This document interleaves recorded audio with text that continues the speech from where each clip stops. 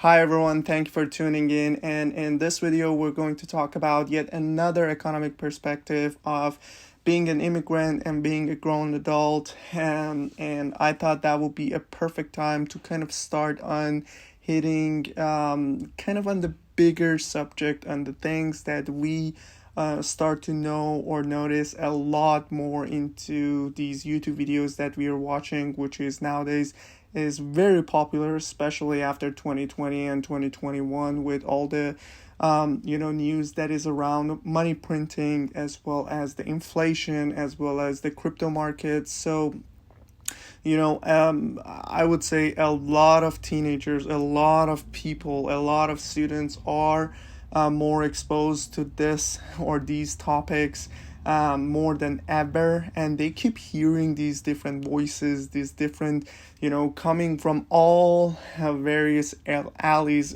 per se, from like these gurus that are trying to tell you their perfect stories and then later on sell you the courses, from these actual guys who, or the successful people who actually have done it, and yet they don't have that much of a media team in order to put this out, as well as some that just like basically trying to do their best to echo the news, and then they basically introducing themselves as one of those economic guys, or those guys that they will teach you everything about the money. And the reason that I decided to get at it, it's just one, because economic and basically learning about the money is a concept that you can apply to no matter where you come from. So even if somebody is in India and watching this video, they can basically apply and understand the same topic and follow the pattern, as well as somebody who's living in the US. Now, the reason that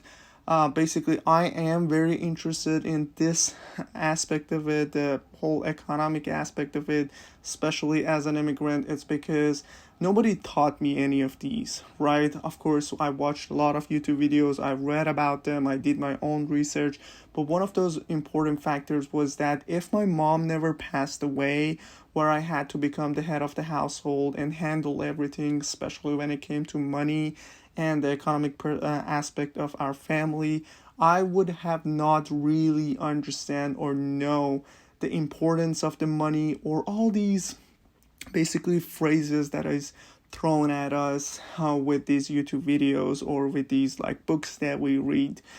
So I certainly have learned a lot really going through this process, and especially going through 2020, 2021, where we had a high inflation, where we had dollar devalued, where now we have BRICS coming at us, as well as, overall, like just like going to the crypto market, going into the gold, silver, or like bond market, and understanding those avenues better. Of course, this is a very vast subject to talk about, and we definitely cannot cover everything in not only one video but thousands of videos, because there's just so much to talk about, there's so much to point out. So I'm going to hint on very basic and minimal factors that I've learned, that I wish somebody would put out these videos when, or teach me or talk to me about them when I was younger, or when I was just entering the market. So as an immigrant, especially the low income one, you value money a lot, So I started, pretty much didn't have a car in high school, and my mom couldn't pick me up because my dad is disabled, so she had to be home a lot. So we had to walk literally an hour and 15 minutes every day to school, back and forth. And so I really needed a car, didn't have money, my mom wouldn't provide me with money, and so I had to go through this process of either walking or taking the bus to school, and even to college, and back and forth, until I was able to get a car after the first year of college. So automatically, what I'm trying to say is that my entire life I valued money a lot, especially at the younger ages, especially being enrolled in all these governmental supports, as well as not having money because due to my family situation, And I've, saved my dollars, saved my money, whatever it was. Even in Iran, I saved my money. And, you know, I was feeling good by saving them, by putting them aside, by having money, but I didn't really understand what I should do with it. Is it the best form to kind of save your money, to set it aside and look at it, or like sometimes be like, hey, I have this much money? Now, that was one of the very main lessons that I've learned with regards to everything, and it's that the fiat or the money that you guys have, it is controlled by your government. All right, and then you as a regular citizen don't have that much information about it. And again, let me be clear before we even get into any of these stuff. This is really for educational purposes, and this is not any financial or legal advice that we are approaching. All right. Basically these are papers that a lot of people value them. So when you show up that paper that is green, it is considered a $1, and $1 has a power to purchase something, right? Again, a lot of people value them within that country or globally, especially if we're talking about a money like a dollar that is very well known and valued globally. But the problem with it is that the governments, they can print them, and they can decide how much they can print them for whatever reason that they want to or consider as reasonable. All right, so now you wonder, okay, so what's the problem? Let them print it. Now the printing, all right, and you do not have that much power over your money, is correlated with your money or your country's money becoming devalued or lose its value. So what do we mean by that? We mean like when they increase the supply by printing the money, which is pretty much correlated with anything that you're talking about, especially if you're talking about antiques, especially if you're talking about the collectibles. When you increase the supplies, the value of those things, especially the rare ones, goes down. And in these cases, majority of the people do not have any power or any say over when or why the government or their government should print the money. So whenever they decide, they can just like be like, oh yeah, we'll involve in this war, and this country wants this amount of money from us, just like now, right? And we just have to print it. So that means that the money that you hold over there or stored over there is gonna lose its power. And I've learned that firsthand again in my mother country or own country that I lived in prior to coming here, because I've noticed that this one Nike bag that I really wanted went from being a $10 to $17, right? And although I had the money at the time, I didn't buy it. Now I had to work harder or do other stuff in order to purchase it. Now we're talking about this when I was like 9-10 years old, all right? And so that's the thing. So in the past, I would be like, hey, saving money, setting aside literally the money, the paper money in my bank accounts or in my house somewhere, storing it is a good idea. However, after dealing with the inflation, especially in 2020, where it was at its peak in 2021, and even now, I've noticed that when you're storing money, it's basically losing its value. And there are very few people that are successful with, storing cash and bring them into the game at a reasonable or a good time that can later on benefit from. One of those examples would be Warren Buffett. He is historically sitting, if you don't know Warren Buffett is one of those successful businessmen that has one of these amazing company that goes and purchase shares and even sometimes the whole company of these successful companies in these different routes. Sorry for saying companies too many times, but that's really required. All right, so he is one of those people that have been doing it for a long time. He has a huge team with MBA degrees and etc. So they know if they store their cash, when to bring it into the game and later on be successful at it. However, for average people like me and you, we don't really have that much power over it, or we don't know the market very well, especially like, for example, if you're trying to become a teacher, if you're trying to become a lawyer, if you're trying to become a doctor, if you're trying to become an accountant or anything else, how much time do you really have to analyze the market? Now, of course, we always have those type A's, those super active or hyperactive people who fit everything in their schedule and can take care of everything.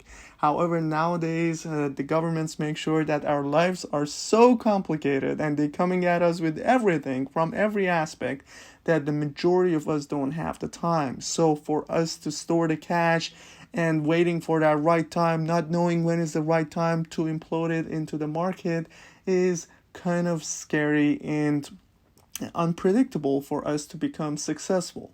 However, what I've learned, especially again from 2022 to 2021, is that if I store my cash in anything that is out of the market, out of the system, right? If we're going at like purchasing a car that I know, all right, it has a history, that I know it is kind of in demand, or purchasing another commodity, right? Like these rare shoes, these rare clothes, or anything like, a piece of gold, a watch, or anything else. When the government starts to print money and then we eventually are hit with the inflation, that thing is automatically gonna start moving up in price. So instead of storing my money over there and seeing it lose value, I now at least can keep up with the market. Now, of course, what I've mentioned, like, with shoes and like these collectibles, like dresses or Birkin bags that are very popular and have seen in a lot of videos and consider those who collect them as a successful, is just an example. It can be anything, really. But the main thing is that you, as a regular individual, don't have much power over what your government does, especially if we don't have that much power in the USA. It is very hard to claim that people have power over their government in more authoritative countries in all over the region. Like, it doesn't have to be, I know people immediately point out like countries in the Middle East, but it can be really anywhere. So you don't have that much power over your government. They can start printing money for any reason that they want. And who's going to benefit from it, or what is going to happen, is that then the money that you had in your hand becomes devalued, or it can afford less, it can buy less, because now you have inflation, because now it's going up. Everything becomes more costly. So if you have your money exchanged into something out of the system, that thing will at least go up with the inflation.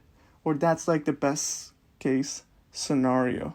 Unless you're investing into a horrible thing that will never go. Now, it can be stocks, it can be cars, it can be a piece of jewelry, gold, silver, anything that you do your own research about, can learn about the market, know enough to put your money in it. That's very important because, and I've said it in many of my videos, we are trying with all these videos, with all these information that to put out, to educate you guys so you will think yourself, you the audience, every single one of you guys who are watching this video, think by yourself about everything that I'm saying in this video or any other member of this channel is saying in this video, and then make a decision. And it's the same thing when it comes to investing. You need to know the market that you're going in it very well. And a perfect example, and I'm going to close this video with, is that I purchase cars as soon as I put together a little bit of money, or I saved up a little bit of money. The cars that I knew will go up in value. Everybody would laugh at me. But then when 2020 and 2021 came, which those cars appreciated and now become a lot more expensive than they used to be. Still, they're not like Bugatti or all these super expensive cars, but they at least went up with the inflation. Now nobody's laughing at me. But I knew the market. I knew exactly which cars I have to go after. And although I didn't have money, every car that I've purchased was single digit. So $7,000, $8,000, none was more than $8,000. All right? But they went up in value. So I knew the market, I knew where I stored my money, and I saw the difference. I saw it at least not become depreciated with the whole printing that took place in 2020 and 2021. So again, study the market that you're trying to go in. Now you know about the inflation. Now you know about the printing. Now you know how much power you have over your government. And now you can make educated decisions about where you want to store your money in order to at least not lose its value when inflation and money printing happens. Thank you for watching in, and I will try to put more videos like this together for you guys. Please, please, please subscribe, like this video, and a good news, we have just put together our website, so hopefully you guys will click on it and enjoy all this video and information over there as well. Thank you very much, and hope you enjoy your day. Peace.